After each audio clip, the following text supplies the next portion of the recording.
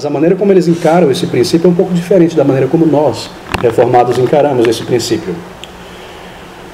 O princípio gramático histórico é tomar a palavra de Deus como uma literatura que foi escrita dentro de um contexto histórico e que possui uma ordem de palavras, não é? Daí gramático. Você precisa ler o texto como o texto foi construído.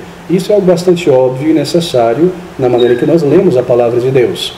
Você se recorda que havia um contexto, uma igreja ou uma nação, etc., para as quais ou qual as cartas foram escritas, etc., pessoas vivendo em uma determinada época, falando uma determinada língua. Assim, é necessário observar isso. E a gramática, a maneira como as palavras são colocadas para que se produza sentido. Agora, nós não permanecemos ali. Nós entendemos que a palavra de Deus é um livro inspirado por Deus, e ela possui um propósito divino, e ela é mais do que qualquer outro livro. Então, o dispensacionalista, ele diz, você toma ali o livro, a palavra de Deus, de uma maneira literal, de Gênesis a Apocalipse. O que está escrito ali vai acontecer. Então, se no livro de Apocalipse me é dito que 2 pessoas morrerão, 2 testemunhas, morrerão em Jerusalém, serão deixadas na praça ali para apodrecer, e depois elas ressuscitarão e todo mundo vai ficar pasmado, então isso vai acontecer de fato, literalmente. Essa é a maneira do dispensacionalismo de ler a palavra de Deus. Agora, nós cremos que isso é um grande equívoco. E nós usamos algo diferente para ler ou encarar a palavra de Deus como texto. Nós nos apegamos a um princípio que foi redescoberto, assim por dizer, pela Reforma Protestante. E eles nomearam isso como o princípio dos sensus literaris, um termo latino, no sentido do texto, da literatura que eu tenho em minhas mãos. Assim, a palavra de Deus, como um conjunto de textos, da Bíblia, não é? Biblioteca, possui vários livros. E cada um desses livros tem uma maneira de se expressar. Você possui livros aqui na Bíblia, livros na Bíblia que são poéticos, há outros livros que são proféticos, há outros livros que são narrativas. Então, cada literatura tem o seu senso, daí sensos literários. E você lê essa literatura de acordo com o seu senso. Assim, você não deve ler o livro de Atos, que é uma narrativa histórica, como se fosse um livro profético. E você não deve ler um livro profético como os profetas maiores e menores, ou livros simbólicos como Apocalipse, como se fosse uma narrativa histórica, uma coisa acontecendo após a outra. Cada literatura tem a sua maneira certa de se expressar, e assim nós usamos as regras de interpretação para cada tipo de literatura. Há um tipo de interpretação para profecias e uma maneira de ler uma narrativa, uma coisa acontecendo após a outra. Mas o dispensacionalismo aplica essa mesma regra para toda a Bíblia. O que você lê ali é uma coisa acontecendo após a outra, e é literal. Isso vai acontecer um dia, a lua talvez vai virar sangue, o sol vai se escurecer e coisas como essa vão acontecer. Então esse é um grande erro. Mas deixa-me tocar um pouquinho mais nisso aqui. De onde é que saiu esses censos literários? Por que os reformadores, que reformaram em parte a igreja e tiraram a poeira ali do catolicismo romano e trouxeram a palavra de Deus de volta para a sua preeminência, lidaram com esses censos literários? Bem, é muito simples. Durante muitos séculos, sob o domínio papal, o catolicismo romano dominava a Europa, e assim as traduções dos textos, não é, do original para as línguas diversas, na verdade não era permitido, mas por latim. E tudo que se considerava como igreja oficial era o catolicismo romano. Obviamente a igreja do Senhor Jesus Cristo nunca desapareceu desde o início. Ela está por aí, em catacumbas, perseguidas, se reunindo nos campos, em pequenas vilas, e recebem apelidos. É conduzida por aquele pastor lá, Menon, daí Menonita, ou por aquele Calvino lá, então o movimento calvinista, o Zwinglio, então apelidos vários que são dados. Eles rebatizam pessoas, daí anabatistas, mas a igreja do Senhor Jesus Cristo está em toda parte. Mas a igreja oficial, permitida pelo Império, era a igreja católica. E havia uma força muito grande por trás dessas coisas. E o catolicismo romano, resumindo toda essa história, tinha uma maneira diferente de interpretar a Bíblia. Era a maneira deles. Para que certos dogmas pudessem ser produzidos e justificados, era necessária uma maneira de se interpretar a Bíblia bem particular. Por exemplo, você sabe muito bem que ensinos como o purgatório, a ascensão de Maria, o nascimento de Maria sem pecado, Maria como mediadora, e tantas indulgências e tantos outros ensinos que você não encontra na palavra de Deus, precisa ter alguma base bíblica, não é, para se justificar. Então é pela maneira de interpretar que eles tentavam cavar aqui e tirar textos daí. Nós usamos o termo exegeses, que é do grego tirar para fora o ensino. Mas o catolicismo romano usava aquilo que nós chamamos de exegese, impor sobre o texto ideia e dizer que o texto está falando isso e aquilo. Assim, na maneira de ler a palavra de Deus, os termos, as palavras, os conceitos, o catolicismo romano dizia o seguinte, esse é o nosso ponto. Cada palavra na Bíblia tem pelo menos 5, 6, 10 significados. Então, se você encontra aqui na Bíblia o termo, por exemplo, Jerusalém, então Jerusalém pode significar literalmente uma cidade lá na Palestina, Jerusalém significa a igreja romana, Jerusalém significa santidade, Jerusalém significa poder, e cabe à igreja romana, católica, o poder de interpretar essas coisas. Se você deixar a Bíblia na mão de qualquer pessoa aí, daqui a pouco ele vai arrancar o olho, arrancar a mão, porque acha que vai entrar no céu fazendo essas coisas. Esse é o argumento deles, não é? Mas era baseado nessa ideia. Cada palavra tem uma camada, várias camadas de significado, e somente os intérpretes da Igreja Católica tinham o poder de interpretar. Daí a Bíblia não era traduzida para as línguas, para que as pessoas não lessem, ficava apenas no latim, nos originais, somente para a cúria romana ler e supostamente interpretar. Então cada palavra, segundo eles, tinha uma camada, várias camadas de significados. E aí vem a Reforma Protestante e diz, não, de maneira nenhuma, eles cortam através disso. Eles dizem que cada literatura tem um significado. E você não pode aplicar muitos significados a uma palavra. Você tem que tomar o significado que o contexto te dá. Então, se o contexto está dizendo que Jerusalém aqui, aquela cidade lá, está falando sobre isso. Mas se o contexto está dizendo que essa Jerusalém é um símbolo da Jerusalém Celeste, então é isso que está dizendo. Você não pode aleatoriamente aplicar significados da sua imaginação a textos da palavra de Deus. Daí os reformadores teriam usado esses sensos literários. Narrativa, profecia, etc. E essa é a maneira que nós lemos a Bíblia. E nós interpretamos a Bíblia como? A Bíblia se auto-interpreta. A Bíblia nos dá os próprios mecanismos de interpretação. Você não precisa criar um sistema aqui no seminário ou na academia de filosofia para interpretar a Bíblia. Não. Ela se auto-interpreta, ela te dá os mecanismos. Nós usamos o termo analogia da fé, vindo da Reforma também, onde você faz uma analogia entre um texto e outro e compara aquilo que nós chamamos de fé, doutrina. Assim, Pedro nunca vai discordar de Isaías, nem Isaías discordar de Paulo, de João. Um confirma o outro, porque é o mesmo Espírito Santo inspirando esses homens. Assim não pode haver contradição, e nós comparamos a fé às doutrinas. Isso é muito importante. Mas voltando ao dispensacionalismo, eles rejeitam tudo isso aí. Eles dizem, você toma a Bíblia de maneira bem literal, e é uma coisa após a outra. Obviamente eu estou reduzindo aqui a explicação deles, porque há muitas versões do dispensacionalismo. E essa é uma característica muito forte do movimento, a interpretação literalista do texto. Bem, um outro elemento importante ou central no ensino do dispensacionalismo, e essa é a chave para a interpretação, o entendimento do dispensacionalismo. Gostaria que você marcasse isso, eu tenho estressado esse ponto. O dispensacionalismo não é sobretudo o final dos tempos, não é somente escatologia. O ponto central, o nervo ali do ensino deles é a diferenciação que eles fazem entre a igreja por um lado e a nação de Israel por outro. Na concepção dos dispensacionalistas, Deus tem um plano para Israel e um plano B para a igreja. A igreja é apenas um parêntese no lidar de Deus com Israel. Esse é o elemento central no ensino dispensacionalista, a diferença que eles fazem entre Israel e igreja. Ontem nós vimos um pouco a respeito disso, que realmente Deus faz uma diferenciação entre Israel e a igreja. Se você toma Israel como uma nação incrédula, grupo étnico nacional na Palestina, e a igreja apenas como salvos, então claro que Deus tem um plano para um e um plano para outro. O plano para Israel é que Israel seria apenas o berço para a vinda do Salvador para o mundo inteiro, tanto judeus quanto não judeus. Agora, se você toma Israel como o povo de Deus, naquela nação, então nós não podemos dizer que Deus tem um plano separado, porque Deus não tem dois povos, Cristo não tem duas esposas, não há duas igrejas. Nós consideramos em detalhe esse ensino ontem à noite, e esse é um ponto muito importante para nós marcarmos aqui nossa compreensão sobre o dispensacionalismo. Uma outra afirmação deles é que a igreja ela não cumpre nenhuma das promessas que Deus deu a Israel. O Antigo Testamento, em linhas gerais, é apenas para os judeus. Não há no Antigo Testamento, eles dizem, nenhuma predição sobre a igreja lá no futuro. A igreja para eles é um mistério. É por isso que você vai em muitas igrejas, raramente você lê um texto do Antigo Testamento, porque isso aqui é para os judeus apenas. Mas nós cremos que toda a Escritura é inspirada, de Gênesis e Apocalipse. E se é inspirada, ela foi dada à igreja. Assim nós vemos Cristo no Antigo Testamento, nós temos o Evangelho no Antigo Testamento. É por isso que vocês ouvem o pastor, às vezes, muitas vezes, pregar o Evangelho do Antigo Testamento. Os Salmos, de Gênesis, de Éster, porque Cristo está ali, e ali há conversão, e ali há pecado, e ali há redenção, e ali há figuras de Cristo.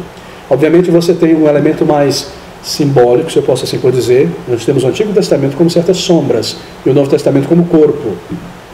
E assim nós cremos que o Novo Testamento, ele lança luz sobre o Antigo Testamento. Mas o dispensacionalismo rejeita tudo isso aí. Ele diz, não, essa parte da Escritura é para aquela nação, as promessas são para ela, não há nada de igreja aqui. A igreja não cumpre nenhuma dessas profecias. Então, uma separação muito grande. E esse é um elemento importante na concepção deles. Uma outra questão muito importante é sobre o final dos tempos agora. Para o dispensacionalista, e lembre-se que isso foi inventado, criado, imaginado em 1830 por Darby, lá na Irlanda, no Grã-Bretanha. Para o dispensacionalista, Cristo retornará 2 vezes. Uma vez invisível, só para a igreja, lembre-se, para fechar o parêntese da igreja, levar embora a igreja para que Deus continue a trabalhar com o plano A, que é o plano com Israel, que é o seu povo.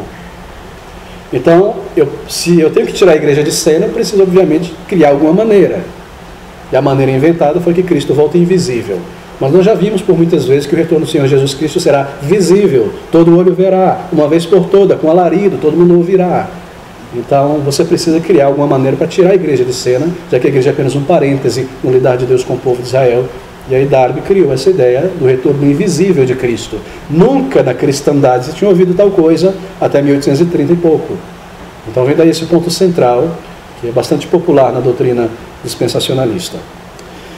Eles creem no milênio literal, que um dia haverá 1000 anos de reino de Cristo nessa terra. Lembra-se do princípio da interpretação literal? Então eles estão aplicando aqui. O milênio vai ser um período de 1000 anos, aqui neste mundo, onde Cristo voltará pela terceira vez. Ele já voltou invisível, e agora ele volta visível só para os judeus, e ele vai reinar de Jerusalém, dominando toda a terra, e ao final desses 1000 anos, essas pessoas vão se revoltar pela influência de Satanás, que será solto, e a grande guerra num local, num vale chamado Armagedon, e Cristo vai derrotar esses exércitos de Satanás. Mas nós ouvimos o grande número de contradições nisso, não é? Primeiro que a palavra de Jesus não dá suporte algum para 2 retornos. Nós lemos que o retorno de Cristo, a destruição do anticristo, será pela simples presença do Senhor Jesus Cristo, pelo esplendor da sua glória. Não vai haver briga e combate mano a mano, em guerra entre Satanás e Cristo. Então nós vemos que não há base para uma doutrina como essa, mas esse é um ponto central do dispensacionalismo. Eles não aceitam a analogia da fé, eles não aceitam que o Novo Testamento é a revelação final, é o corpo dessa sombra que vem se formando ali da revelação gradativa na palavra de Deus. E também você se recorda que o dispensacionalismo é um ensino recente, e isso é um argumento muito forte que eles tentam o tempo todo desviar e desconversar. É uma doutrina, um ensino que está por aí há 150 anos, mais ou menos. Não possui raízes profundas na história do cristianismo. E você sabe que toda verdade doutrinária tem que ser muito antiga. Por quê? Porque Deus não poderia ter deixado a sua igreja no escuro por 19 séculos e apenas revelada lá no finalzinho para certas pessoas. Deus não poderia ter deixado toda a sua igreja no escuro a respeito de tantas coisas e só revelado no final. Então nós entendemos que uma verdade, para ser realmente bíblica, ela precisa ser bastante antiga, quando a Bíblia foi completa no 1º século. É claro, se você me disser, pastor, nem tudo que é verdadeiro é antigo, há novas descobertas, sim, em termos de ciência e compreensão da natureza e do mundo, sim, mas em termos de revelação de Deus, deve ser antiga por necessidade, porque Deus já entregou a verdade a essa raça humana decaída, a igreja, na verdade, uma vez por todas. O pacote completo foi entregue. Então todas as verdades já estão aqui na palavra de Deus. Assim, se você lê algum comentário, alguma pessoa que vem por aí dizendo uma nova verdade que descobriu, uma nova interpretação recente, desconfie. Porque Deus já entregou a sua verdade há muitos séculos, Ele não deixaria a sua igreja por 19 séculos no escuro a respeito do final, a respeito do significado da igreja, a respeito de dons, a respeito de batismo, a respeito de tantas coisas. Ele já entregou para todas as igrejas, para que ela conhecesse a verdade e construísse as suas igrejas ao longo dos séculos até o final. Então, esse é um argumento muito importante e muito sério. Então, desconfie de comentários que têm uma interpretação completamente original, que nenhum intérprete da palavra de Deus ou pastor jamais viu essa ideia. Fuja de coisas como essa. A verdade foi entregue uma vez por todas, e ela deve ser clara, e ela deve ser simples. Muitas vezes há elementos complexos, mas não complicados na palavra de Deus. Meus queridos, isso é muito importante também. Nós lemos sobre o período da igreja, que é um mistério para o dispensacionalista. Ninguém previu a vinda da igreja. A igreja surge apenas em Pentecoste. A igreja surge apenas com Cristo Jesus. E assim os crentes, aqueles que pertencem à igreja, segundo o dispensacionalismo, são somente aquelas pessoas que entram nela desde o Pentecoste até o retorno de Cristo. Nenhum judeu do passado pertence à igreja, porque eles não veem nenhuma igreja no passado. Mas nós já vimos que a salvação é por meio de Cristo somente. E que tanto pessoas depois de Cristo como antes de Cristo somente podem ser salvas por meio de Jesus Cristo. Assim, aqueles crentes do Antigo Testamento, Abraão, Davi, Daniel, Samuel, Sara, Ana, Simeão e tantos outros, foram salvos da mesma maneira que nós somos salvos. Eles foram salvos pela fé em Jesus Cristo. Eles olharam para frente no Messias que viria, eles conheceram, eles creram, eles entenderam o seu sacrifício pelos símbolos do sacrifício no templo, e eles se arrependeram de seus pecados, depositaram a sua fé no Salvador e foram salvos. E nós olhamos para trás, para o Messias que já veio, e cumpriu toda a justiça de Deus, e somos salvos pela fé também no mesmo Cristo. Nós nos encontramos em Cristo, assim todo o povo de Deus está junto em Cristo, e assim só há uma igreja, que vem desde o Antigo Testamento até o presente e o final dos tempos. Então nós temos uma igreja desde sempre, porque o lidar de Deus não é com a nação apenas de Israel, com o berço, é com o povo de Deus, é com o reino de Deus. E o povo de Deus, salvo pela graça em Cristo Jesus pela fé, ele vem desde o início dos tempos. Não é pessoas que depositaram sua fé no Salvador. Muito bem, por fim, nessa nossa introdução, eles dizem que o Antigo Testamento, ou melhor, ninguém do Antigo Testamento está incluso na igreja, e que a igreja é uma coisa e que Israel é outra coisa. Então marque este ponto central. Bem, queridos, essa é a nossa recapitulação, e nessa manhã nós queremos lidar com aquela afirmação do dispensacionalismo sobre o reino de Deus. O que é o reino de Deus? Quando nós usamos o termo reino de Deus, o que nós nos referimos? E de que maneira eles encaram o termo reino de Deus? Bem, segundo o dispensacionalismo, o reino de Deus é um reino presente, físico, palpável, neste mundo, localizado num país, num determinado local geográfico, em uma cidade chamada Jerusalém, onde haverá um trono, um rei físico com carne e osso, súditos, exércitos e domínio. Essa é a ideia do dispensacionalismo sobre o reino de Deus. Por quê? É muito simples de entender. Você se recorda que um dos argumentos do dispensacionalismo é que o lidar de Deus é com o seu povo Israel. Esse é o seu povo peculiar, escolhido. A igreja foi um parêntese. As coisas não deram muito certas e Deus precisou fazer alguma coisa e criou a igreja. Eu vou explicar o que eles querem dizer com isso. Eles ensinam que o propósito da vida do Senhor Jesus Cristo foi estabelecer um reino neste mundo. Bem, nós também cremos assim. Mas o dispensacionalismo diz o seguinte: o Senhor Jesus Cristo, quando ele veio, como cumprimento de promessas, os judeus sabiam que o Messias viria, todos eles eram treinados desde a infância nas sinagogas a reconhecer que o Messias viria. Toda moça, jovem, tinha a esperança de ser a mãe do Messias. Eles esperavam ardentemente o Messias. Isso estava na concepção dos judeus. E assim, o dispensacionalismo nos diz que quando o Senhor Jesus Cristo veio como cumprimento de promessas, ele fez uma oferta aos judeus de um reino terreno, de um reino físico, de um reino real neste mundo, de restaurar o trono de Davi, de restaurar a glória de Israel, de mandar embora os gentios da terra santa, os romanos e tudo mais, de trazer o período de ouro e glorioso de Israel novamente. E o Senhor Jesus Cristo, nos dizem os líderes dispensacionalistas, fez essa oferta aos judeus, à nação de Israel, que ele fosse esse rei, porque ele é descendente de Davi, daí restaurar o reinado, ele traria a glória de volta àquele povo, se assentando no trono de Davi, e Israel de Jerusalém dominaria o mundo inteiro e todas as nações viriam adorar ali e haveria paz sobre a terra. Mas eles nos dizem que os judeus rejeitaram isso. Os judeus não quiseram isso e rejeitaram e crucificaram o Messias. Assim, o estabelecimento do reino de Deus precisou ser adiado porque os judeus rejeitaram a oferta do Senhor Jesus Cristo. E a partir daí, dessa rejeição, Deus começou a lidar com as nações, com as gentes, com os gentios. Então foi feita uma pausa. Lembra-se do relógio profético, do lidar de Deus com Israel, nas muitas profecias sobre o que ia acontecer com Israel. O relógio profético parou ali quando Israel rejeitou, parou de bater o tic-tac. Deus abriu um parêntese e começou a lidar com as gentes, as nações. Não era previsto no Antigo Testamento, eles dizem. O Antigo Testamento não fala nada sobre evangelho para os gentios, nem igreja. Então Deus faz um parêntese aí, e agora Ele está reunindo a igreja, formando a igreja. No momento em que isso terminar e o último gentio for adicionado, fecha-se o parêntese, a igreja sai de cena, arrebatamento, então o relógio profético volta a bater, as profecias que não foram cumpridas ainda, e as promessas que não foram cumpridas sobre terra e tantas outras coisas voltam a ser cumpridas em um período chamado milênio, 1000 anos aqui na terra. Então aquelas promessas que Deus fez a Abraão, de uma grande nação, do reino de Davi nunca ter fim, que não foram cumpridas segundo eles, que nós já vimos que foram todas cumpridas, que eles possuíam a terra, que a nação foi imensa, etc. Então vão ser cumpridas agora, quando a igreja sair de cena, na continuação das profecias durante o milênio, e vai haver um reino literal em Jerusalém, em Israel, e um grande domínio sobre toda a terra, e essa nação vai se espalhar. Então essa é a ideia deles. O estabelecimento do reino foi adiado, e a partir daí o Senhor começou a lidar com os gentios.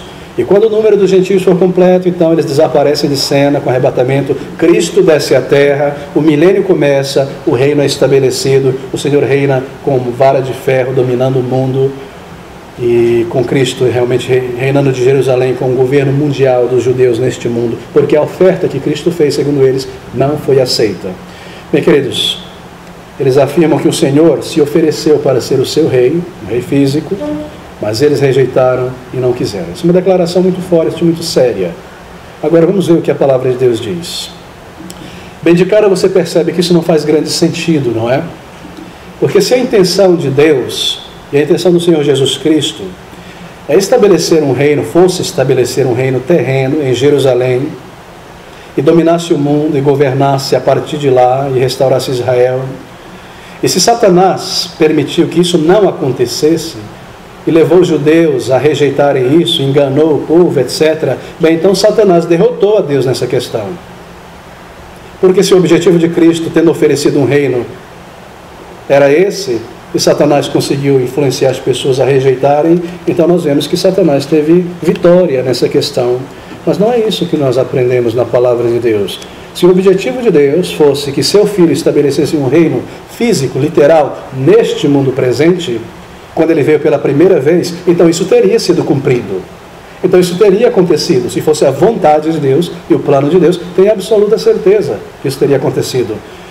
Nem Satanás, nem homem, nem ninguém impediria os planos de Deus, embaraçaria os planos de Deus. Será que nós não lemos na palavra de Deus, em 2 Crônicas, capítulo 20, versículo de número 6, essas palavras: e disse: ah, Senhor Deus de nossos pais, porventura não és tu Deus nos céus? Não és tu que dominas sobre os reinos das nações? Na tua mão há força e potência, e não há quem te possa resistir. Que argumento fraco esse, não é? Que Cristo ofereceu um reino, mas os judeus disseram: não, e agora o Senhor precisa mudar os planos ali e começar a lidar com os gentios para lá no futuro estabelecer o reino. É um argumento completamente fraco e que não cola, como se diz por aí, não é? Isaías capítulo 14, versículo 27. Se o Senhor se determina a fazer algo, quem impedirá o Senhor de fazer algo? Bem, queridos, o fato é que o Senhor Jesus Cristo, ele não veio a este mundo na primeira vez para oferecer aos judeus um reino físico, um reino material, um reino centrado em Jerusalém. O Senhor Jesus Cristo veio a este mundo a primeira vez para morrer. Ele nasceu para morrer. Ele veio para morrer. Ele veio entregar a sua vida para resgatá-la novamente. Ele não veio para construir um reino em um mundo destruído pelo pecado, em um mundo amaldiçoado pelo pecado, em um cemitério de tantos corpos, e reinar a partir de um mundo como esse. Ele veio para morrer e abrir o caminho que conduz ao céu e conduzir milhões de almas ao seu reino espiritual. E nós lemos a respeito disso em Mateus, capítulo 20, na verdade, o versículo de número 28. Abra comigo em Mateus, capítulo 20. E versículo de número 28, nós passamos a lidar com nossas escrituras agora. Nós lemos aqui onde o Senhor Jesus Cristo faz essa afirmação. Mateus 28, ou 20, perdão, versículo 28. Bem como o Filho do Homem não veio para ser servido, ser um rei em Israel, cercado de servos, mas para servir e dar a sua vida em resgate de muitos. Palavras tão belas. Os judeus, em segundo lugar, eles não rejeitaram uma oferta do Senhor Jesus Cristo para ser o seu rei, para se sentar em Jerusalém, porque é exatamente isso que eles queriam. Como poderiam eles rejeitar se o Senhor Jesus Cristo tivesse feito uma oferta de ser o seu rei físico? Não era exatamente isso que os judeus queriam? Não estavam eles o tempo todo tentando pegar Jesus Cristo e coroá-lo e levá-lo para Jerusalém, o nosso rei, o nosso rei? E o Senhor Jesus Cristo fazia o quê? Escapulia, ia embora. Então como pode alguém afirmar e dizer que o Senhor Jesus Cristo fez uma oferta de um reino e eles rejeitaram? Quando na verdade era exatamente isso que eles desejavam, alguém que libertasse Israel do domínio romano e trouxesse a era de ouro de Davi novamente. Não é que o Senhor Jesus Cristo ofereceu um reino terreno e eles rejeitaram. Cristo nunca ofereceu um reino físico, material, político e geográfico nesse mundo. Ele sempre disse, o meu reino não é desse mundo. E o fato é esse, que embora ele não tenha oferecido um reino terreno, os judeus estavam o tempo todo querendo fazê-lo, torná-lo um reino físico, um reino terreno. Deixa-me voltar a um ponto importante aqui. Você tem ouvido algumas vezes em nossas mensagens evangelísticas sobre a mentalidade judaica da época do Senhor Jesus Cristo. Os judeus tinham aprendido errado dos rabinos e escribas, que centravam-se somente naquela família de textos que falam sobre o reinado do Messias, esqueciam ou desprezavam aquela família de textos que falam sobre o Messias desprezado, humilhado e crucificado, e focavam apenas no Messias glorioso. E todo judeu aprendia nas sinagogas que quando o Messias viesse, ele seria um rei político, físico. Era errado a maneira que era ensinado. E assim, quando o Senhor Jesus Cristo veio, era isso que eles esperavam.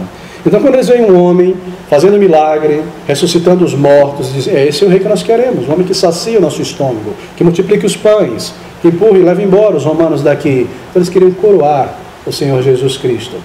Mesmo os discípulos, crescendo naquela realidade, foram influenciados por essas ideias. E o tempo todo eles estavam perguntando, Senhor, quando é que vai estabelecer o reino aqui? Posso me sentar do teu lado direito? A mãe do filho vem lá, pode pôr Tiago do lado esquerdo, põe João do lado direito, quero ter o primeiro-ministro, quero ser o senador. Eles brigavam o tempo todo entre si para saber quem teria a preeminência. Até mesmo os discípulos estavam influenciados por essa ideia. E o Senhor Jesus Cristo continuamente dizendo, meu reino não é deste mundo. Até que em sua ressurreição, ele repreendeu aqueles homens. Por que eles ficaram tão demasiadamente tristes com a morte do Senhor Jesus Cristo? Porque eles não tinham entendido ainda que o seu reino não é deste mundo. E que ele veio para morrer, e que ele ressuscitaria. Então quando eles chegam, eles ficam pasmados de surpresa, é um fantasma. E o Senhor Jesus Cristo diz para eles no caminho, honestos e tardos de entendimento, em saber que o Messias deveria morrer e cumprir as promessas. E o seu reino não é deste mundo. Essa era a mentalidade. Assim eles nunca rejeitariam uma oferta de um reino terreno, porque é isso que eles desejavam. Mas o Senhor não permitiu isso. João capítulo 6, versículo 15, nós lemos essas palavras. João 6, versículo 15. Sabendo, pois, Jesus que haviam de vir arrebatá-lo para o fazerem rei, tornou a retirar-se, ele só, para o monte. Tornou, mais uma vez, não é a primeira vez que isso aconteceu. Então está aqui o Senhor Jesus Cristo o tempo todo mostrando que o seu reino não é deste mundo. Queridos, antes da fundação do mundo, o propósito do Deus triuno é que seu Filho viesse para morrer e que ele cumprisse toda a justiça para a salvação do seu povo, não da nação étnica, mas do seu povo que vem de todas as nações. E no Antigo Testamento está mais centrado dentro da nação de Israel, mas de todas as nações. Ele viria para salvar, e ele viria para reinar e ser um rei no coração dos seus servos, em sua igreja. E ele então voltaria, e quando ele voltasse, ele traria esse mundo ao final, esse mundo seria desmantelado, destruído, e ele construiria um novo mundo, um novo céu e uma nova terra, e de alguma maneira, nós cremos, o céu e a terra se tornariam uma coisa só, e aqui habitaria apenas o povo de Deus, o Israel de Deus, e Cristo teria o seu trono aqui, como nos diz Apocalipse, ele reinaria, é ali que ele reina. Quando ele veio a primeira vez, ele veio para morrer. Aquelas profecias do Antigo Testamento sobre o seu reinado e a sua glória são uma referência ao novo céu e na nova terra, não um reino neste mundo presente. E assim há muita confusão entre o dispensacionalismo sobre essas coisas. Se o objetivo de Deus, nós vimos, fosse esse, estabelecer um reino físico aqui, este mundo já teria voltado a ser o paraíso há muito tempo. Mas não foi esse o seu objetivo. O reino de Deus é espiritual, não vem com aparência humana, é no coração do seu povo, será um dia então, fisicamente, no novo céu e numa nova terra, quando Cristo retornar. Bem, esse é o reino de Deus então. E o reino de Deus está próximo, nos diz Cristo Jesus, e ele estava muito próximo, então ele veio quando o Senhor Jesus Cristo entregou a sua vida. E o caminho que conduz ao céu foi proclamado em toda parte. Cristo agora reina no coração do seu povo. Mas será que Jesus Cristo realmente reina?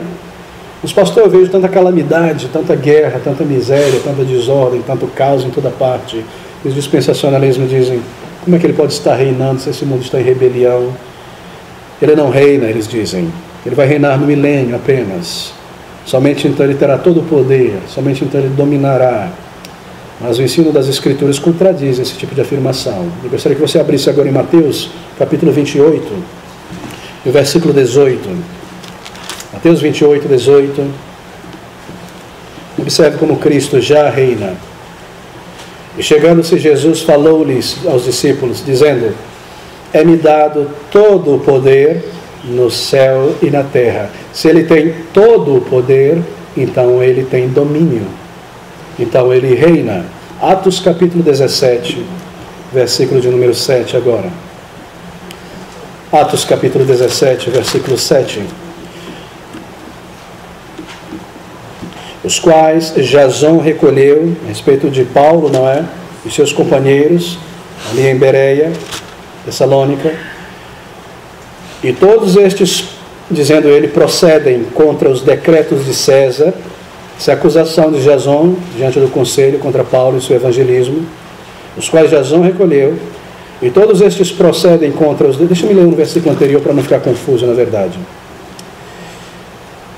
Versículo de número 5. Mas os judeus desobedientes, movidos de inveja, tomaram consigo alguns homens perversos, dentre os vadios, e ajuntando o povo, alvoroçaram a cidade, e assaltando a casa de Jasão, procuravam trazê-los para junto do povo. Isso aqui é Paulo e os seus companheiros. E não os achando, trouxeram Jasão e alguns irmãos à presença dos magistrados da cidade, clamando: estes que têm alvoroçado o mundo chegaram também até aqui, os quais Jasão recolheu.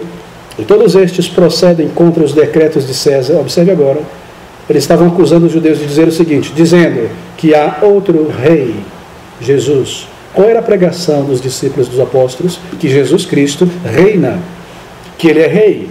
É por isso que eles podiam acusar os judeus, dizendo: há um outro rei. Só que torcendo a ideia, não é? César não é rei coisa nenhuma. São rebeldes contra o Império Romano. Mas isso era o ensino da igreja, que Cristo Jesus reina. Colossenses capítulo 1, versículo de número 13. Nós temos um outro texto ainda.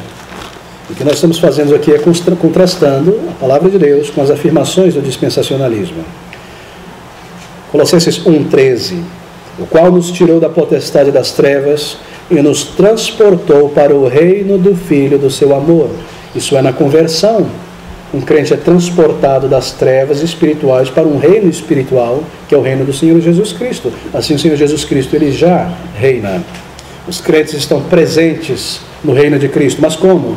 Bem, o seu reino é espiritual, porque o seu reino não é físico. O seu reino não vem com aparência humana, com aparência física. Lembra-se do nosso primeiro texto? O reino de Deus não vem com aparência física no milênio, de tijolo, de tapete, de coroa, mas um reino no coração do seu povo, na igreja. E então no novo céu e na nova terra, um reino físico com o povo de Deus, onde a glória de Cristo e o conhecimento do Senhor somente então encherão a terra como os oceanos e as águas vencem os mares. Será ali, naquele grande dia. Deixa-me voltar agora para um texto um tanto controverso. Daniel, capítulo 17. Estamos lidando ainda com o reino de Deus. Antigo Testamento agora. Se você abrir comigo em Daniel, capítulo 7, na verdade. Temos aqui as famosas profecias de Daniel. Nós não entraremos em detalhes nessas profecias, já lidamos um pouco, brevemente, com elas. Nós precisamos tocar novamente. Daniel, capítulo 7. Lendo do versículo 13 ao versículo 14. Eu estava olhando nas minhas visões da noite. Bem, o texto já nos diz que são visões, não é uma narrativa histórica, então é simbólico, são imagens. Assim como João em Apocalipse, não é? Eu vi no céu, visões. Eu estava olhando nas minhas visões da noite, ou de noite, e eis que vinha nas nuvens do céu um como filho do homem, e dirigiu-se ao ancião de dias, e o fizeram chegar-se até ele. E foi-lhe dado o domínio, e a honra, e o reino, para que todos os povos, nações e línguas o servissem. O seu domínio é um domínio eterno, que não passará, e o seu reino tal, que não será destruído. O que nós estamos lendo aqui é uma profecia, que aponta para o Senhor Jesus Cristo, e que revela que o Senhor Jesus Cristo ele receberá um reino. Os dispensacionalistas, ao pegar esse texto, eles consideram isso aqui uma profecia da segunda vinda do Senhor Jesus Cristo, ou melhor, a terceira. Eles dizem que a segunda é em duas partes, invisível e depois visível, mas nós dizemos que essa é a terceira. Eles dizem que esse texto se refere à vinda do Senhor Jesus Cristo para estabelecer um reino aqui neste mundo e dominar neste mundo e estabelecer o milênio. Eles dizem que é uma profecia da segunda vinda de Cristo para estabelecer o seu reino e o milênio neste mundo. Mas veja, não é isso que Daniel está dizendo. Você vê a dificuldade de criar-se uma interpretação aqui fora, uma moldura, um sistema, e tentar empurrar isso na Bíblia para encaixar. Você sai atrás de texto tentando encaixar nessa ideia que você já construiu. Mas quando você parte do texto, exegeses, em vez de fora do texto e tentar procurar versículo para dar base para isso, você descobre que Daniel não está dizendo que é Cristo voltando aqui no milênio. Observe novamente. E eu estava olhando uma profecia, uma visão, e nas minhas visões de noite, eis que vinha uma da nuvem, ou nas nuvens do céu, como o filho do homem, e dirigiu-se ao ancião de dias, e o fizeram chegar-se até ele. E aqui ele recebe do ancião de dias o reinado, e o poder, e o cetro. Bem, Daniel, ele está na sala do trono, diante de Deus, que é representado aqui como um ancião de dias. Ele está em uma visão, diante de Deus no céu, na sala do trono, assim por dizer, vendo algo acontecer ali. E o que acontece? Bem, o que acontece é que o Senhor Jesus Cristo, e a representação do Filho do Homem aqui, não é? Você já sabe que isso que representa o Senhor Jesus Cristo, é uma maneira do Senhor Jesus Cristo, no Novo Testamento, dizer o tempo todo, o Filho do Homem isso e aquilo, mostrando a sua encarnação, daí Filho do Homem, Deus Homem. E você percebe que esse mesmo termo é repetido no Apocalipse, essa é a chave para a interpretação dos termos. Tudo que está no Apocalipse é tirado do Antigo Testamento, não é coisa nova ali. Mas aqui está Daniel, na sala do trono no céu, vendo o Senhor Jesus Cristo subir do mundo para o céu, entrar, ascender e receber do ancião de dias de Deus toda a glória e todo o domínio e todo o poder.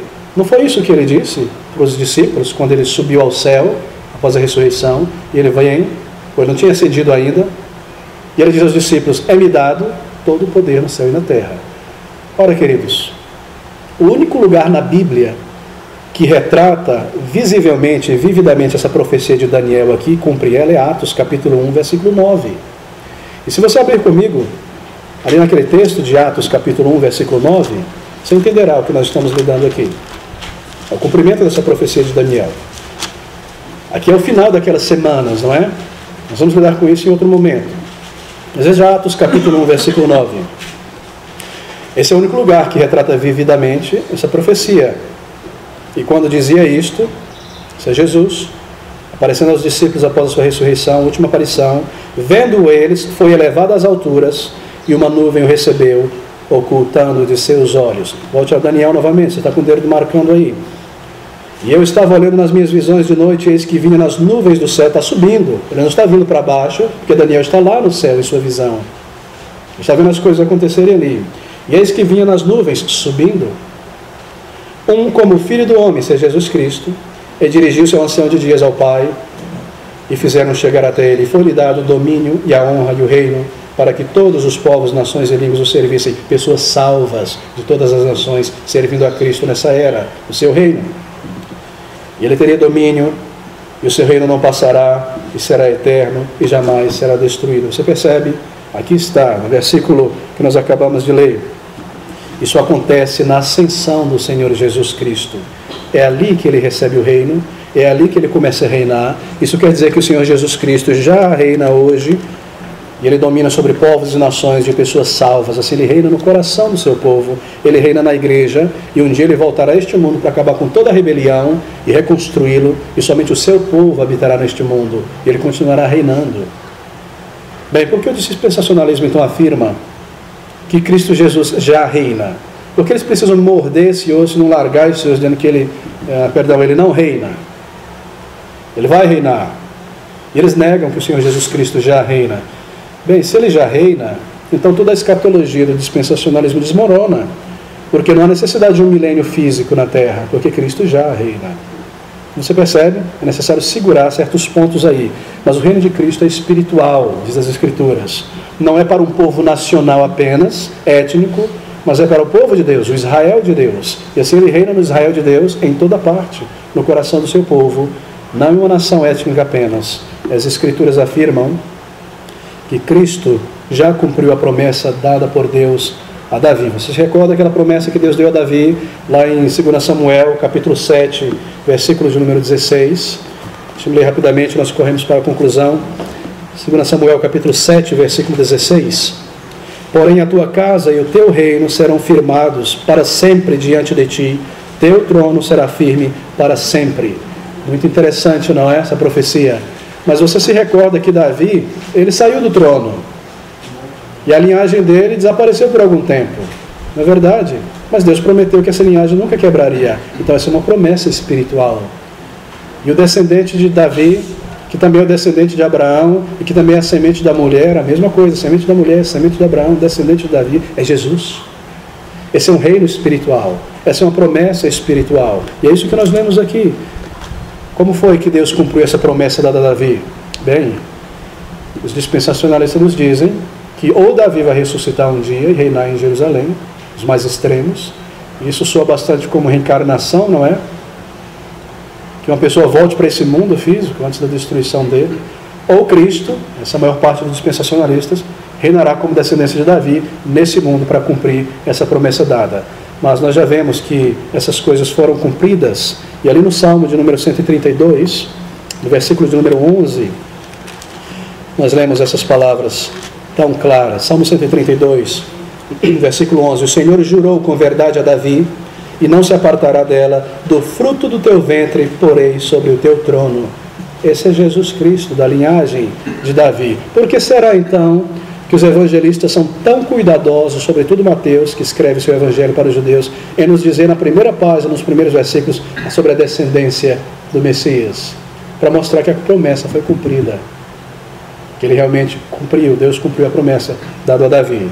Muito bem, queridos, o Senhor nasce ali e nós vemos o cumprimento dessa promessa. Nós vemos que Pedro, em seu sermão, em Atos capítulo 2, afirmou que a promessa de Deus dada a Davi foi cumprida em Jesus Cristo. Em Atos 2, versículo 30, Pedro diz que Davi sabia que Deus prometera que um de seus descendentes seria o rei em seu trono. E lá no versículo 31 e 34 de Atos 2, Pedro nos diz que Davi olha para um tempo futuro, para o tempo distante, quando essa promessa se cumpriria com Cristo Jesus e com a sua ressurreição e ascensão. Você se lembra dessa promessa lá no Salmo?